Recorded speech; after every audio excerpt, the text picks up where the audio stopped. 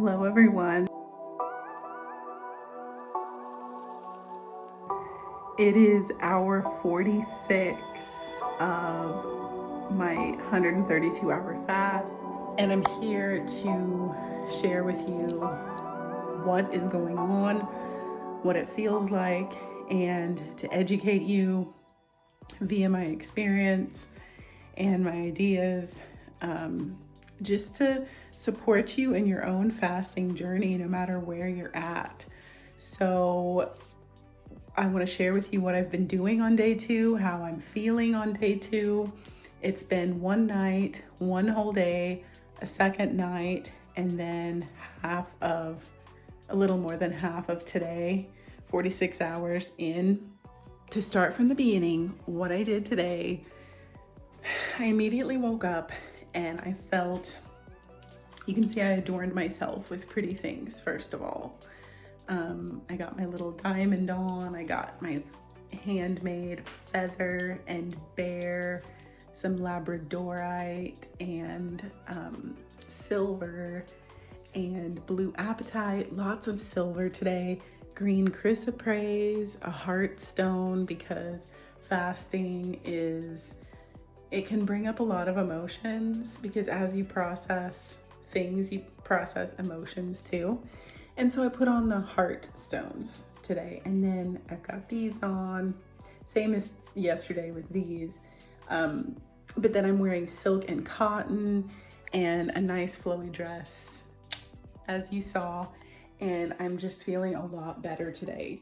Yesterday was tough, and I actually had to do Nadi Shodhana breathing to just calm myself emotionally. I felt really anxious and Twitter baited, I guess, is the word that comes to mind. And so we're gonna do Nadi Shodhana breathing together today towards the end of the video so that you can learn how to do it. It is also a breathing technique that the Navy SEALs use to calm themselves before jumping out of a helicopter. So worked 7,000 years ago and it still works. So we're gonna do that together. But I wanted to tell you this morning that right away I noticed that I had really yellow pee. And so it made me really kick the hydration into effect this morning. Right away, I got about 16 ounces of good water, and I warmed some of it on my teapot and then poured half cold, half hot, and then added my lime juice, because if you add lime juice to hot water, it will destroy the vitamins. So you want it to be warm. And then I also added a pinch, and I literally mean just like pinch with your fingers, of Himalayan pink salt. So I started my morning out just drinking that, chug-a-lug-lug. And I drank that while I watched the sunrise, which is such a healing, energy, receptive practice to do. I could go into that forever, but I won't. Watch it if you can, don't if you don't want to. You might want to sleep, that's understandable. So the next thing I did is I brushed my teeth, I flossed, I scraped my tongue, and then I did the oil pulling with the coconut oil, 1 teaspoon, sloshed it around in my mouth for 4 minutes, and then gargled it and then spit it out. Really get the mouth clean, because that's one of the channels of just cleansing, and you need to get it nice and clean, and it feels amazing. After that, I did some light stretches for 10 minutes, and there are lots of stretches you could do on my YouTube or on other people's YouTube, because mine is relatively new. I haven't posted a lot of stretches yet. I will, and they're gonna be awesome. But light, intuitive stretches. And I say intuitive because it'd be nice if you would just sit down and get your yoga mat out or a nice towel, lay on the ground, and just move. Let your life force move through you and be very gentle. And then I followed my stretching with a walk. And I intentionally left my music, did not bring my music along, and I strolled. It wasn't even a walk, it was a stroll. I literally walked so slow that I just felt my hips move and felt my feet touch the ground. I smelled a group of flowers called skyrockets. I pet a cat. I walked for about 15 minutes in this beautiful park that's near my house, and it was just heavenly. It was an absolute heavenly experience. And right when I got home, I was able to go potty. It's not too much information. It's very important that you eliminate when you fast, but it's also normal if you don't have to go for a day or two because you're not eating. But it really helps to hydrate right away in the morning and then go on a little walk. And granted, doesn't have to be a walk, doesn't have to be a jog. A stroll will do. Anything just helps move it out. So I really recommend that. The next thing I did after that is I did my cold tub. So we're gonna go outside right now and you can come on a little trip with me and we'll see my cold tub. And I'm also gonna show you how to ground, because grounding is so healing.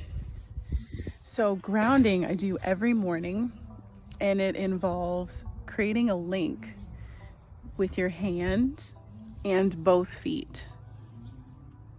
Okay, and when you do this, it's so healing because any stress rhythm that you have, any grumpy, sad energy that you have when you wake up, any of that is just a program that's running in your mind.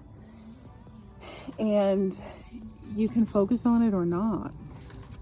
But the great way to deal with it is to recognize it, to give gentle, loving attention to that grumpiness, and just give yourself a hug and maybe touch your arms and face after you've kissed your hands, and give your body some love.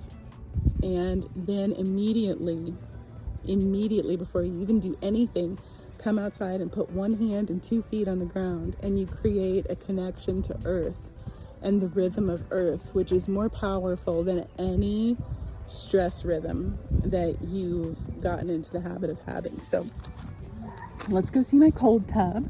Currently, I leave it out overnight and it gets really cold to where I don't need to add ice or anything to be freezing. So here it is. And I have a nice tarp over the top of it to keep the bird poo out. And I just sit in there in my swimsuit for 5 minutes and, grit up my strength and sit in there. And then I shower and scrub. So exfoliation is one of the, exfoliation is one of the really important parts of fasting, because the skin is the largest organ in the body. So we talked about the liver yesterday. And like today, I had some dandelion root tea. Dandelion root is one of the most potent liver tonics, but also the skin. So we're going to talk about the skin today as the largest organ in the body that needs extra care when you're fasting long term.